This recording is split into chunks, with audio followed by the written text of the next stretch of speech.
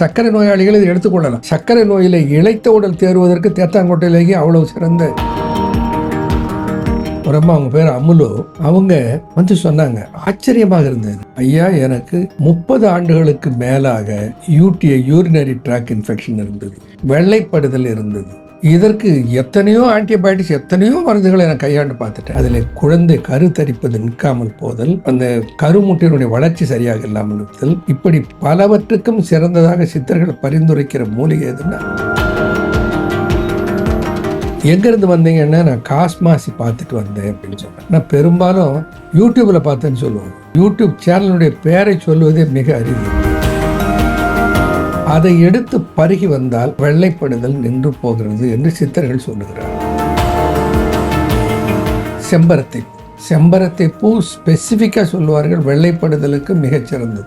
ஒரு 10 மலர் செம்பருத்தி மலரை எடுத்து அந்த இதழ்களை மட்டும் பிரித்து ஒரு கோப்பை தண்ணீரில் அதை போட்டு கொதிக்க வைத்தால் இந்த சாயம் முழுதும் தண்ணீரில் இறங்கிவிடும். கலர் அப்படியே மாறி அது வெளுத்து போயிடும். ஆறதுக்கு பிறகுதான் தேன் சேர்க்கும். இப்போ தேனையும் அந்த எலுமிச்சம்பழ சாரோடு கலந்திருக்கிற செம்பருத்தி பூவையும் நன்றாக கலக்கி ஒரு அகலமான பீங்கான் பாத்திரம் அல்லது எவர்சில்வர் ஒரு பாத்திரத்தில் எடுத்து அதை எப்படி வெயிலில் ஒரு 3-4 நாட்களுக்கு வெயிலில் வைத்து கிளறி விட்டு கொண்டே இருந்தால் கெடவே கெடாது. அது குருதியிலே சரியான ஹீமோகுளோபின் கண்டென்ட் இல்லாதவர்களுக்கு அதை கொடுக்கலாம். வெள்ளைப்படுதல் உள்ளவர்கள் எந்த மாதிரி வெள்ளைப்படுதல் இருந்தாலும் அந்த வெள்ளைப்படுதல் உள்ளவர்களுக்கு அதை கொடுக்கலாம். வெள்ளைப்படுதலில் ஒரு பிசுபிசுப்பு இருக்கிறது. இப்படிப்பட்ட இன்ஃபெக்ஷன் இல்லாமலே வெள்ளைப்படுதல் இருக்கிறது. அப்படிதான் அவர்களை அனைத்தையும் போக்குகிற சக்தி இதற்கு.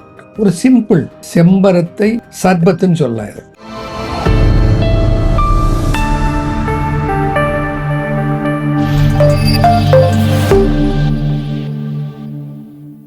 காஸ்மோ ஹெல்த் நேயர்கள் அனைவருக்கும் வணக்கம். இன்றைய நிகழ்ச்சியில ஆரோக்கியம் குறித்த நம்முடைய சந்தேகங்களுக்கு விளக்கம் கொடுக்கறதுக்காக அறிவியல் சித்தர் டாக்டர் அன்பு கணபதி நம்ம கூட இணைந்திருக்காரு. தொடர்ந்து நிறைய விஷயங்கள் பேசலாம்.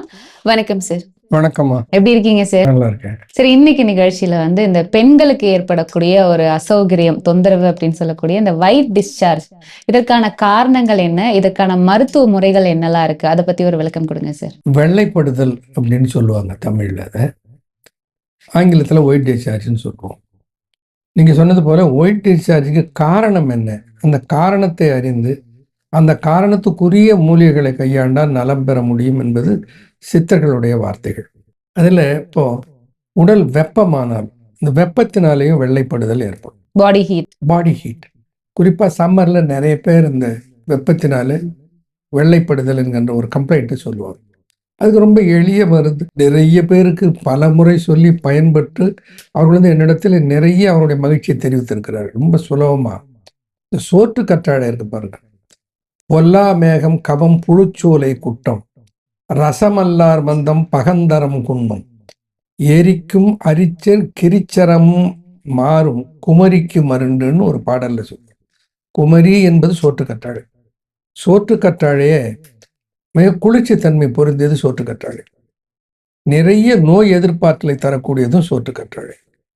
பொதுவாக பெண்களுடைய கர்ப்பப்பைக்கு பலமூட்டுவதும் சோற்று கற்றாழை என்கிற சோற்று கற்றாழை தான். நிறைய மூலிகைகள் இருக்கின்றன. அதில் எந்த வகையில் சூடாகி உடல் அதனாலே வெள்ளைப்படுகிறது அப்படின்னா, ஒரு சோற்று கற்றாழை இலையை எடுத்து அதனுடைய தோலை சீவிட்டு உள்ள நுங்கு போல ஒரு ஜெல் இருக்கும், அந்த நுங்கு போன்ற பகுதியை எடுத்து தண்ணீரில் பல முறை, பொதுவாக 7 முறை கழுவ வேண்டும் என்பது சித்த மருத்துவத்தினுடைய அறிவுறுத்தல். பட் பல முறை அந்த வழவழப்பு போக அதை கழுவிவிட்டு அதை சர்க்கரை, நாட்டு சர்க்கரை அதில் அப்படி புரட்டி ஒரு 2 அங்குல நீளம் காலையில் வெறும் வயிற்றிலே சாப்பிடலாம். தொடர்ந்து எடுத்துக்கொண்டு வந்தால் வெள்ளைப்படுதல் நல்ல குணமாகிவிடும். பல மாதங்கள் எடுத்தாலும் ஒரு கெடுதியும் வராது. 1 மாதம் அல்லது 2 மாதத்திலேயே அதில் இருந்து அவர்கள் விடுபட்டு விடுவார்கள். அப்போது இதில் ஒரு கவனம் என்னன்னா, அவர்கள் சீதள சரீரம், குளிர்ச்சி சரீரமாக இருக்கிறது, சைனஸ் தொல்லை உள்ளவர்களாக இருக்கிறார்கள். அவர்களே அந்த அளவை தீர்மானித்துக் கொள்ள வேண்டும். அடுத்து என்ன பண்ணணும், அப்படி சாப்பிட்டு விட்டு சுடு தண்ணீர் குடித்து விட வேண்டும். சூடாக டீ போல சூடாக தண்ணீரை குடித்து விட்டால் அந்த கப தாக்குதலில் இருந்து தப்பித்துக் கொள்ளலாம். இப்போ ஆனால் இது ரொம்ப கவனமாக இருக்க வேண்டியது. ஏன்னா நான் தான் அவர் சொன்னான்னு சாப்பிட்டேன், எனக்கு சளி பிடிச்சிக்கிச்சு, சைடு எஃபெக்ட் ஆயிடுச்சுன்னு அது வேற சொல்லுவாங்க. ஆஸ்துமா மாதிரியான பெரிய பிரச்சனை இருக்கிறவங்க இந்த மாதிரி கையாளலாம். இதை மிக குறைந்து அளவை அவர்களே தேர்ந்து அதுக்கேற்ற மாதிரி கையாண்டு பலனை அடைய வேண்டும். இது வந்து வெப்பம் அதிகமாவதனாலே இருக்கிற ஒரு வெள்ளைப்படுதலாக இருந்தார். சிலருக்கு வெள்ளைப்படுதல் உடல்ல இருக்கிற சில நோயினுடைய காரணமாக வெள்ளைப்படுதல் இருக்கும். அதாவது கர்ப்பப்பையிலே புண்ணு, கர்ப்பப்பையிலே ஒரு அழற்சி, கர்ப்பப்பையிலே ஒரு வேக்காடு. இப்படி இருந்தால் அதற்குரிய மருந்து என்ன, அதற்கு எதை எடுத்துக்கொள்ள வேண்டும்? அதற்கு மிகச்சிறந்ததுமா செம்பருத்தி. செம்பருத்தி பூ ஸ்பெசிஃபிக்கா சொல்லுவார்கள் வெள்ளைப்படுதலுக்கு மிகச்சிறந்தது. செம்பரத்தை மேகவெட்டை தீரா பிரம்மியம் வெம்பரத்தை வெள்ளை வழுவழுப்பும் வெம்பும் பெரும்பாடு இரத்தபித்த பேதமகற்றும் கரும்பாம் ஒருமையிலே கான் என்று தேரையர் சொல்றார். வெள்ளை என்ற சொல்லையே அவர் கையாளுகிறார். அதில் இந்த வெள்ளைப்படுதலுக்கு செம்பருத்தி மிகச்சிறந்த ஒரு பலன் தரக்கூடியது. எப்படி சாப்பிடலாம்? எப்படி சாப்பிடலாம்? யார் வேணாலும் சாப்பிடலாம். குளிர்ந்த சரீரம், வெப்ப சரீரம், பித்த சரீரம், எதுவாக இருந்தாலும் பரவாயில்ல, யார் வேணாலும் சாப்பிடலாம். என்ன, செம்பருத்தையில் ஒற்றை இலை, ஒற்றை இதழ்கள் உடைய செம்பருத்தி, ஒத்த செம்பருத்தி, அதாவது ஹைபிஸ்கஸ் ரோசா சைனன்சிஸ் என்று ஆங்கிலத்தில் குறிப்பிடுவார்கள். இந்த ஒற்றை இதழுடைய அடுக்கு செம்பருத்தி இருக்கிறது, அது அப்படி இந்த மருத்துவத்திலே பரிந்துரைக்கப்படவில்லை. அந்த மாதிரி வர்றது தெரியல. ஆனா ஹைபிரிட்ல நிறைய வண்ணங்கள் வந்து விட்டன. ஆனா சிவப்பு நிறத்தில் இருப்பதால் தான் செம்பருத்தினே பேரு. மலேசியா நாட்டினுடைய தேசிய மலரே செம்பருத்தி தான். எங்கு பார்த்தாலும் செம்பருத்தி நிறைய இருக்கும். இந்த செம்பருத்தி மலர், ஒரு 10 மலர் செம்பருத்தி மலரை எடுத்து அந்த இதழ்களை மட்டும் பிரித்து ஒரு கோப்பை தண்ணீரில் அதை போட்டு கொதிக்க வைத்தால் இந்த சாயம் முழுதும் தண்ணீரில் இறங்கிவிடும். கலர் அப்படியே மாதிரி அது வெளுத்து போயிடும். அந்த தண்ணீரை எடுத்து அது கொஞ்சம் பனங்கற்கண்டு அல்லது பனவெல்லம் கொஞ்சம் ருசிக்கு அப்படியே சாப்பிடலாம், நல்லா இருக்கும். அதை எடுத்து பருகி வந்தால் வெள்ளைப்படுதல் நின்று போகிறது என்று சித்தர்கள் சொல்லுகிறார். இதுக்கு ஏதாவது குறிப்பிட்ட நாட்கள் இருக்கா சார்? எவ்வளவு நாள் எடுக்கும்? இது ஒரு மருந்தே அல்ல. இது கர்ப்பப்பையை பலப்படுத்துகிற, ஆரோக்கியப்படுத்துகிற தன்மையுடைய மூலிகை. இதற்கு காலக்கெடுவே தேவையில்லை. சிலருக்கு 10 நாள்ல சரியா போயிடும், சிலருக்கு 2-3 மாதங்கள் கூட ஆகலாம். குணமானாலும் கூட பரவாயில்லை, இதை தொடர்ந்து எடுங்கள். ஏன்னா இதுல அவ்வளவு நன்மைகள் இருக்கிறது. கர்ப்பப்பை என்று மட்டுமல்ல, இன்னும் பல நன்மைகள் இருக்கிறது. இன்னொன்று, இந்த நேரத்தில் ஒன்று நான் மகிழ்ச்சியோடு சொல்ல வேண்டும். எங்கேருந்து வந்தீங்கன்னா, நான் காஸ்மாசி பார்த்துட்டு வந்தேன் அப்படின்னு சொன்னேன். நான் பெரும்பாலும் யூடியூப்ல பார்த்தேன்னு சொல்லுவாங்க. யூடியூப் சேனலுடைய பேரை சொல்லுவதே மிக அரிது. ஒரு அம்மா, அவங்க பேர் அமுலு, முழு பேரை சொல்ல நான் வேணே தான். அவங்க வந்து சொன்னாங்க, ஆச்சரியமாக இருந்தது. ஐயா, எனக்கு 30 ஆண்டுகளுக்கு மேலாக யூரினரி ட்ராக் இன்ஃபெக்ஷன் இருந்தது, வெள்ளைப்படுதல் இருந்தது. இதற்கு எத்தனையோ ஆன்டிபயோட்டிக்ஸ், எத்தனையோ மருந்துகளை நான் கையாண்டு பார்த்துட்டேன், அதில் குணமடையவே இல்லை. ஆன்டிபயோட்டிக்ஸ் எடுக்கிற போது சரியாகும், அந்த நேரத்தில் பல பிரச்சனைகள் வரும், அது நல்லா போகும், திருப்பிட்டு 1 மாதத்தில் திரும்ப வந்துடும். இப்படித்தான் 20-30 ஆண்டுகளாக, மாதங்களாக இல்லை, அவதி விட்டு 50 வயதுக்கு மேலே இருக்கவர்னு சொன்னார். நீங்கள் சொன்னதை கேட்டுட்டு இந்த தேத்தான்கொட்டை லேகியத்தை வாங்கி நான் சாப்பிட்டேன். அவங்களா வாங்கி சாப்பிட்ருக்காங்க, அதான் வேடிக்கை. என்னை வந்து கன்சல்ட் பண்ணலை. ஐயா, இந்த பல ஆண்டுகளாக இருந்த அவஸ்தை எனக்கு சரியாகி விட்டது. ஏன்னா நான் உங்களுக்கு நினைவு இருக்க, நான் பேசும்போது சொன்னேன், பிரம்மி வெள்ளை வெப்பு பசி, பிரம்மி வெள்ளை வெப்பு பசி பேரா கடுப்போ எரியும் கிரிச்சரம் புண்ணும் அன்றாம் என்று அதுல ஒரு வரி வருகிறது. அது இல்லாமல் போய்விடும். அப்போ எத்தனை இண்டிகேஷன் சொல்லிருக்காரு, அத்தனை இண்டிகேஷன் அது சிறப்பாக இருக்குதுன்னு அவங்க வந்து ஒரு 10 வாங்கிட்டு போட்டாங்க. என்ன இவ்வளவு வாங்குறீங்கன்னா, என்னுடைய சொந்தக்காரர்களுக்கு எல்லாம் கொடுக்க போறேன். ஏன்னா இதுல அவ்வளவு நன்மை இருக்கிறது. ஏன்னா அது பேரே தேற்றான் கொட்டை. இளைத்த உடலை தேற்றுவதும், இம்யூனிட்டி கம்மியாக இருக்கிற உடலை இம்யூனிட்டியை பூஸ்டப் பண்ணுவதும் மிகச்சிறந்த ஒரு மூலிகைனா அது தேற்றான்கொட்டை தான். சரி, இந்த தேற்றான்கொட்டை லேகியம் பத்தி நம்ம ஆல்ரெடி ஒரு வீடியோ போட்டிருக்கோம், யாரெல்லாம் சாப்பிடணும், எப்படி எடுத்துக்கணும் அப்படின்னு சொல்லிட்டு. இந்த தேற்றான்கொட்டை லேகியமா கிடைக்கிறதுனால இதை சர்க்கரை நோயாளிகள் எடுத்துக்கலாமா சார்? அதான் சொல்றேன், பிரம்மி வெள்ளை வெப்பு பசி. பிரம்மின்னா சர்க்கரை நோயின்னு அர்த்தம். சர்க்கரை நோயினாலே வருகிற வெள்ளைப்படுதல் அப்படின்னு ஒரு அர்த்தம் கொள்ளலாம். அல்ல, சர்க்கரை நோய், வெள்ளைப்படுதல், வெப்பம், பசி, அதிபசி, அது எதுல வரும்? சர்க்கரை நோயில வரும்.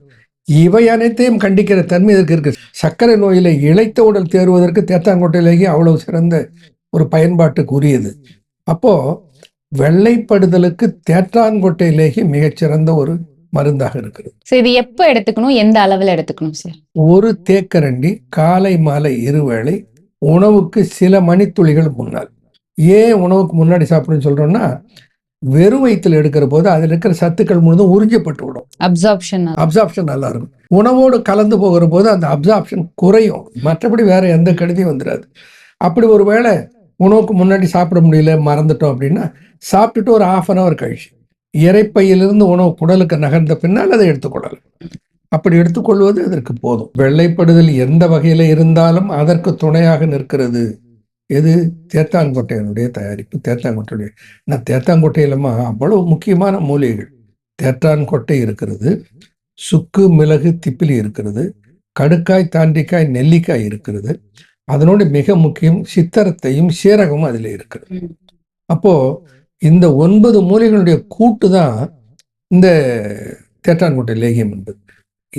என்ன உடம்பு கம்ப்ளைண்டாக இருந்தாலும் அது சாப்பிடலான்னு சொல்லுவேன் நான். நெல்லிக்காய் போல ஒரு பொது தெம்ப, ஒரு பலத்தை உடம்புக்கு ஊட்டுகிற தன்மையும் கர்ப்பப்பையை பலப்படுத்துகிற தன்மையும் தேத்தான்கொட்டைக்கு உண்டு. ஓகே, நம்ம இந்த வெள்ளைப்படுதல் பத்தி பேசிட்டு இருந்தோம். இன்னும் ஒரு சில பேருக்கு சாதாரண வெள்ளைப்படுதல் மட்டும் கிடையாது, அது கூட சேர்ந்து அதுல ஸ்மெல் வர்றது, இல்ல வெள்ளைப்படுதலே வந்து கலர் சேஞ்ச் ஆகி வர்றதெல்லாம் நம்மளால பார்க்க முடியுது. இதற்கான காரணம் என்ன சார்? நல்ல ஒரு கேள்வி கேட்டீங்க. வெள்ளைப்படுதல்ல பிசு பிசு என்று சிலருக்கு வெள்ளைப்படும், நீர் போல சிலருக்கு வெள்ளைப்படும், திரவம் மாதிரி வெள்ளைப்படும். சிலருக்கு வெள்ளைப்படுதல் அப்படியே ஒழுகும். ரொம்ப அது எப்படின்னா சொல்ல முடியாத ஒரு சங்கடம், அரிக்கும். பொது இடங்களில் இருக்கிற போது அந்த அரிப்பை அவர்களை சரி செய்து கொள்ளக்கூட முடியாது. ஏன்னா பெண்கள், ஆண்களுடைய நிலை வேறு, பெண்களுடைய நிலை வேறு. இதில் பொது இடங்களில் அவ்வளோ கஷ்டப்படுவார்கள். இப்படியெல்லாம் பல வகையான தொல்லைகள் ஏற்படுகிற போது ஒரு ஒரு ஒரு தயாரிப்பை ஒன்று சொல்லுகிறேன், எல்லாரும் செய்யலாம். உடனே போய் யூடியூப்ல தேடாதீங்க, நான் அதை செய்யலை. ஏன்னா எல்லாரும் கொஞ்சமாவது செய்யணும். செய்ய முடியாதவர்கள் தேடுவது என்பது வேற ஒன்று. ரொம்ப சிம்பிள். செம்பரத்தை மலருடைய இதழ்கள், செம்பரத்தை மலர் 250, எலுமிச்சம்பழம் சாறு 50 எலுமிச்சம்பழத்தோட சாறு, தேன் 800 மில்லி தேன், 3 ஐட்டம் தான்.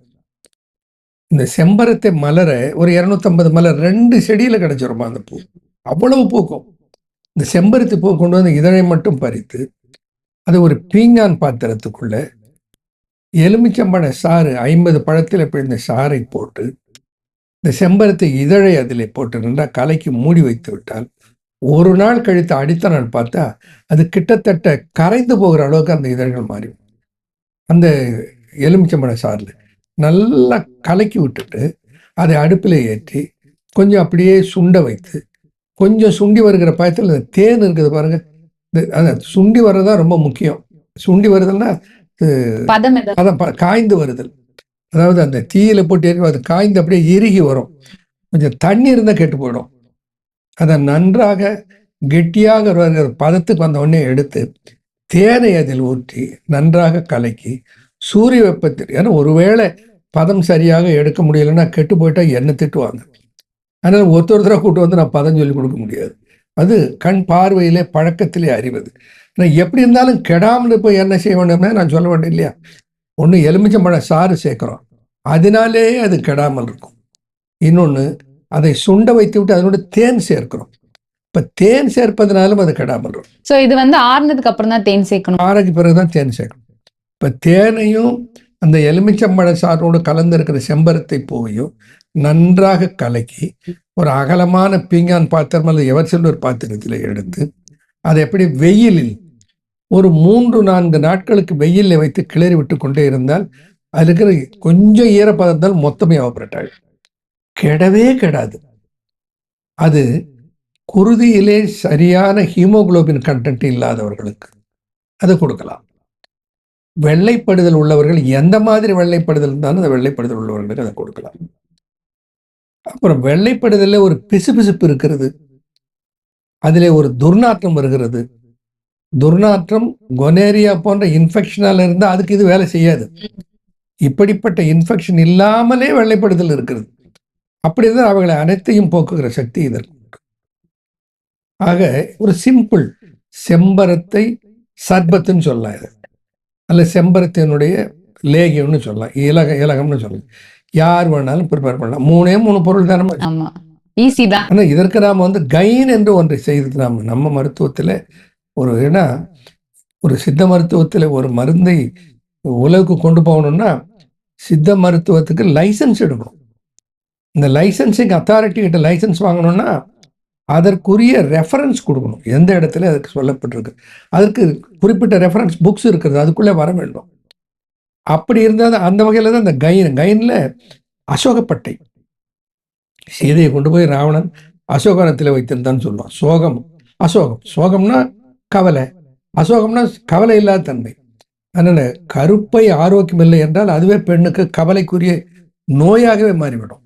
அந்த அசோகம் சோகத்தை நீக்குகிற தன்மை.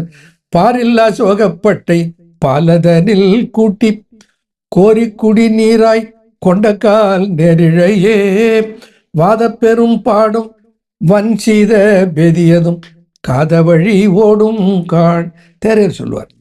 கர்ப்பப்பையை ஆரோக்கியப்படுத்தி கர்ப்பப்பையிலே வருகிற பல்வேறு வகையான பிணிகள், வேக்காடு, அதில் வருகிற வெள்ளைப்படுதல், அதில் குழந்தை கருத்தரிப்பது நிற்காமல் போதல், அந்த கருமுட்டையினுடைய வளர்ச்சி சரியாக இல்லாமல் இருத்தல், இப்படி பலவற்றுக்கும் சிறந்ததாக சித்தர்கள் பரிந்துரைக்கிற மூலிகை எதுன்னா அசோகப்பட்டது.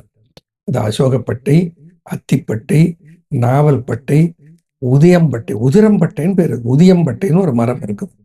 இவைகளுடைய பட்டைகளை எல்லாம் சேர்த்து கைன் என்று நாம் ஒன்றை உருவாக்குகிறோம். இந்த கைனில் இருக்கிற பெனிஃபிட் என்னன்னா, it takes care of uterine health of a woman. அவ்வளவு பெனிஃபிட் அது கொடுக்கும். அதில் என்ன இருக்கிறது? மூலிகைகள் தான். இந்த மூலிகைகளில் என்ன, சித்தர்கள் சொன்ன மூலிகைகள், நான் ஒன்றும் புதுசாக எதையும் போட்டுருக்கேன்.